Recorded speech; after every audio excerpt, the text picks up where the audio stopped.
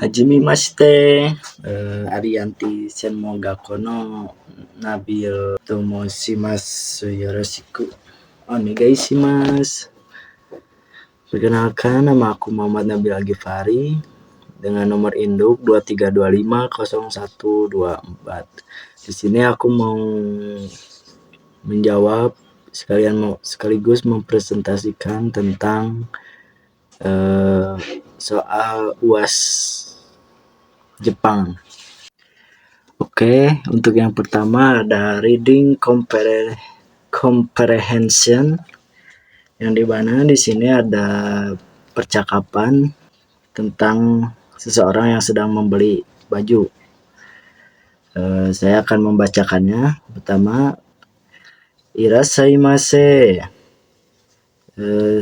sumimasen, kono jaketo wa ikura desu ka? Kochi wa 6800 yen de gozaimasu. Mu saizu wa gozaimasu ka? Hai, gozaimasu. Shichaku shite mo yoroshii desu ka? Mochiron de gozaimasu. Lalu di sini juga ada pertanyaan yang harus dijawab dari percakapan tadi. Yang nomor pertama itu, berapa harga jaket tersebut? Harga jaket tersebut adalah jaketo wa 6800 yen desu, yaitu 6.800 yen. Lalu yang kedua, ukuran berapa yang diminta pelanggan? Yaitu emu saizu desu, yaitu ukuran M. Untuk yang ketiga, apa arti shichaku shite mo yoroshii desu ka? Artinya adalah, bolehkah saya mencoba pakaiannya? Lalu yang keempat adalah, apa artinya dari mochiron de gozaimasu? Yang artinya silahkan, tentu saja, atau dengan senang hati. Lalu yang bagian kedua ada restoran etik, yaitu menerjemahkan pernyataan-pernyataan ke bahasa Jepang, membaca dan memilih salah satu pernyataan yang benar. Jadi yang pertama ada memberikan tips setelah makan. Yang bahasa Jepangnya yaitu sokuji no ato de chippo o watashimasu. Lalu yang kedua ada berbicara dengan suara keras di restoran. Yang bahasa Jepangnya adalah sutoran de okina koe de hanashimasu. Lalu yang ketiga ada mengucapkan gochi sousama deshita setelah makan. Yang bahasa Jepangnya adalah sokuji no ato de gochi sousama deshita to imasu. Lalu yang keempat ada menggunakan telepon dengan suara keras di restoran. Yang bahasa Jepangnya ialah restoran de okina koe de denwa wo shimasu. Terus di sini juga kita disuruh untuk memilih salah satu pernyataan yang benar. Saya memilih yang C, mengucapkan gochi sousama deshita setelah makan. Karena di Jepang mengucapkan kalimat tersebut setelah makan merupakan etika yang baik. Sedangkan memberi tip, berbicara keras, atau menelpon dengan suara keras di restoran bukan merupakan etika yang dianjurkan. Lalu yang ketiga ada true or false. Jadi di sini kita ada beberapa pernyataan yang dimana kita itu disuruh memilih apakah pernyataan tersebut benar atau tidak adanya di Jepang. Yang pertama ada slurping noodles dianggap tidak sopan di Jepang, atau bahasa Jepangnya yaitu Nihon de wa men o susuru koto wa shitsurei desu. yaitu saya menganggap ini false karena di Jepang menyeruput mie adalah suatu etika menghargai makanan.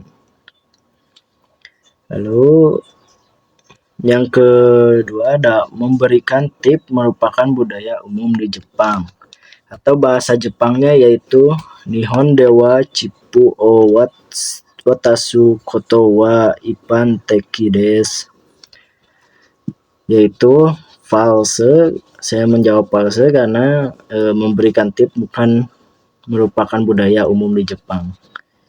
Yang ketiga yang C, pelayan restoran atau hotel harus menggunakan keigo kepada pelanggan, atau yang bahasa Jepangnya yaitu restoran ya hateru natenin wa okiyasama ni keigo o sukaimasu.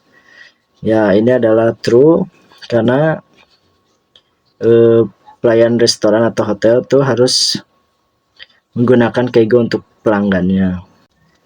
Terus yang keempat atau D, yaitu pelanggan boleh memotong antrian, atau bahasa Jepangnya okiyasama wa retsuni warikonde moi desu.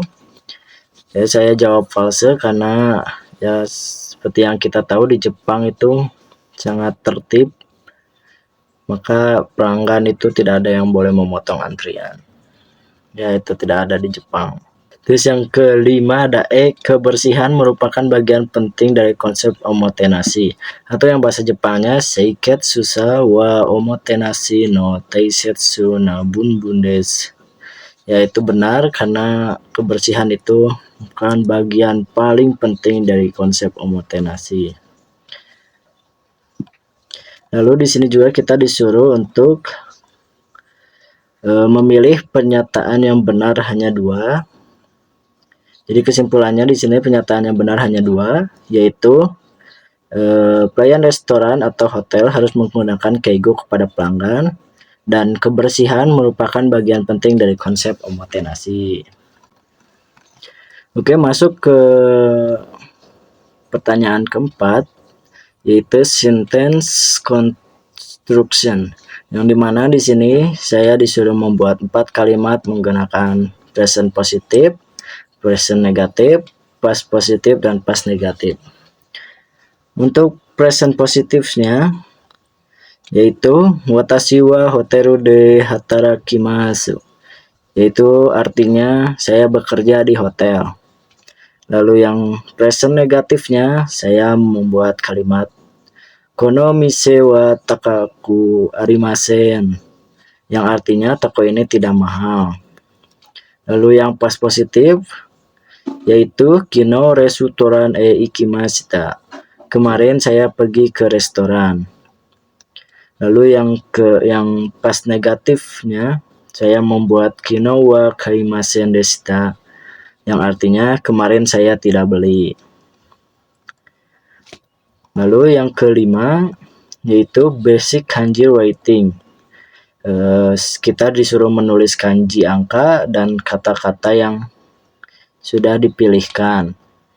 Untuk basic kanji di sini ada nomor 1 ichi, nomor 2 ni, nomor 3 san, 4 yon atau shi, 5 go, 6 roku, 7 nana atau shichi, 8 hachi, 9 kyu atau ku, 10 ju. Lalu yang kanji kata Jepang itu kanjinya nihon. Person, ini kata kanjinya, yang bahasa Jepangnya hito atau jin. Man, ini kata kanjinya yang berartikan otoko. Woman, ona, child, anak kecil, atau kodomo. Guest, tamu, kyoku. Bill atau payment atau pembayaran yaitu KK. Lalu day atau hari yaitu hi atau nichi. Mon, sukigetsu. Tahun yaitu toshi onen. Lalu di sini ada quest lecture reflection. yang dimana ini adalah materi yang saya tangkap dari ketiga sensei. Yang pertama ada Hisanaga Sensei. Hisanaga Sensei menceritakan kegiatan touring yang beliau lakukan bersama para international student. Selain itu, beliau juga memperkenalkan Peace Smile Company serta berbagi cerita mengenai aktivitas sehari-hari maupun kegiatan bulanan yang dilakukan. Bersama murid, keluarga, dan teman-temannya, Sensei juga mengenalkan budaya Jepang serta musim-musim yang ada di Jepang pada waktu tertentu. Di akhir sesi, beliau juga menyampaikan bahwa sushi merupakan salah satu makanan khas Jepang yang paling beliau sukai. Lalu yang kedua ada Emi Sensei. Emi Sensei membahas mengenai konsep omotenashi beserta sejarah perkembangannya. Beliau juga berbagi pengalaman selama tinggal di Jepang. Selain itu, Sensei juga menjelaskan omotenashi dari sudut pandang orang Indonesia dan menjelaskan bahwa nilai-nilai omotenashi berpeluang untuk diterapkan dalam pelayanan di Indonesia. Lalu Miwa Sensei menjelaskan tentang omotenashi sekaligus menceritakan hobinya. Salah satu hobi beliau adalah sado atau tea ceremony, yang merupakan bagian dari budaya omotenashi. Sensei juga menjelaskan asal-usul sado yang awalnya lebih banyak dilakukan oleh laki-laki, namun seiring berjalannya waktu justru lebih banyak dilestarikan dan dipraktikkan oleh perempuan. Poin-poin penting yang saya peroleh atau yang saya dapatkan adalah memahami budaya Jepang, konsep omotenashi, pentingnya memberikan pelayanan yang tulus, serta mengetahui bahwa tea ceremony merupakan salah satu bentuk penerapan omotenashi. Hal-hal baru yang saya peroleh yaitu memahami bahwa pelayanan di Jepang tidak hanya mengutamakan keramahan, tetapi juga ketulusan, rasa hormat, dan perhatian terhadap kebutuhan tamu tanpa mengharapkan imbalan. Materi ini sangat bermanfaat bagi bidang hospitality karena mengajarkan cara memberikan pelayanan yang sopan, profesional, ramah, dan berkesan sehingga tamu merasa nyaman, dihargai, dan mendapatkan pengalaman yang terbaik. Lalu yang terakhir ini ada reflection. Saya sangat senang mengikuti mata kuliah Japanese for Daily, Conversation and Hospitality. Saya juga belajar percakapan dasar bahasa Jepang, penggunaan keigo, etika di restoran dan hotel, serta konsep omotenashi. Saya berharap dapat menggunakan ilmu ini ketika bekerja di bidang hospitality dan terus meningkatkan kemampuan bahasa Jepang saya. Segitu saja dari presentasi saya. Mohon maaf jika ada kesalahan kata atau pengucapan. Saya masih belajar, tapi saya akan terus berusaha untuk meningkatkan cara atau bahasa Jepang saya. Segitu saja dari saya, Muhammad Nabil Al-Ghifari. Arigatou gozaimasu.